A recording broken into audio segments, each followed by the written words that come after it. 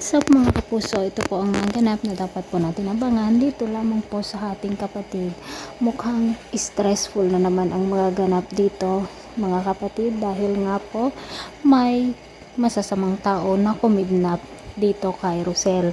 At ang pagkakaalam ko ay sigurado si Bia kaya ang may pakana nito mga kapuso o si Darius dahil nga naiinggit siya dito kay Tyron dahil siya ang magmamana dito sa mga ari-arian ni Jacinta kung siya ay pumanaw na at siya pa ang ginawang manager ni Jacinta dito sa bago niyang business cafe o flower cafe mga kapuso at talagang sobrang inggit itong si Darius at gagawin nga niya ang lahat para sa ganun nga ay magkandaletse-letse ang buhay ni Rosel at si Tyron. Samantala mga kapuso, nag-away na naman si Bia at Chris dahil nga sa sinundan ni Bia si Chris at nakita nga nila ang pag-uusap ni Chris at Rosel. Ngunit sa pagkakataong ito, hindi pa inamin ni Rosel kay Chris na siya nga ang ama nitong si Tyron.